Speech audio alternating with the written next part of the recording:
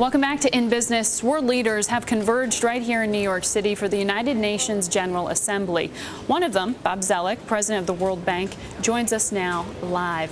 Thank you for coming in today. Glad to be here. I know yesterday you were addressing the UN, and among the points you've made, 64 million more people now live in extreme poverty. 40 million more went hungry last year because of the financial, the fuel, and the food crisis. What are you asking the UN to do about that?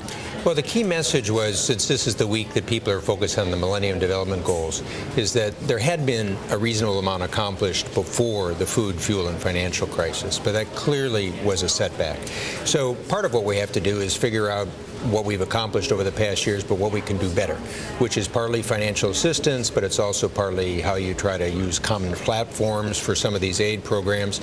World growth will be critical to getting all this back on track.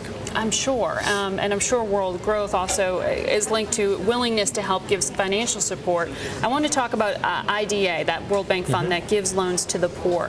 How much financial help do you need here? I know that you did issue a plea here for more financial support. Well, we raise this money every 3 years, and so 3 years ago we were able to put together about $42 billion. Substantial amount came from reflows from past actions and some of our own internal income. But by the end of this year, we're looking to try to see if the developed countries, as well as some of the emerging market countries, can help us even get a higher number. So it won't be easy given these conditions, but we're also trying to generate more internal funds and get some of the developing and emerging market economies to contribute as well. I do know that as part of that $1 billion in financing you helped give to Pakistan for the flood recovery, you also said you guys have to take the leadership position in directing this and in helping distribute. What do you foresee there when you're talking about emerging markets playing more of a role in giving? Explain that relationship. Okay. Well, with Pakistan, slightly different message. Pakistan was two things. One is that to get both the humanitarian aid but also the critical reconstruction aid for a strategically important country, they're going to need to emphasize transparency, accountability, making sure people know where the money goes and how it's used.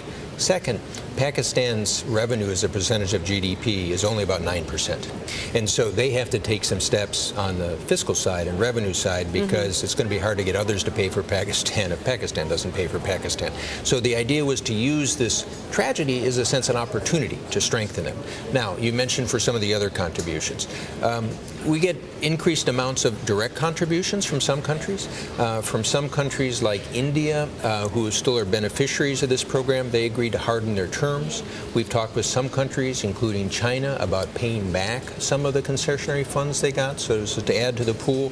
So part of the challenges of this new multipolar world economy is the developing countries, as you see in growth, are critical, but they may contribute in different ways. Well, it's ironic because so many are still recipients, but you're asking them to help contribute to aiding others. Yeah, but that's basically one of the things about this world economy is that everybody can benefit if everybody grows. Half the global growth in this downturn has come from emerging markets. So we at the World Bank have done about $137 billion worth of business since the crisis began across the range of activities, private sector, poorest, middle income.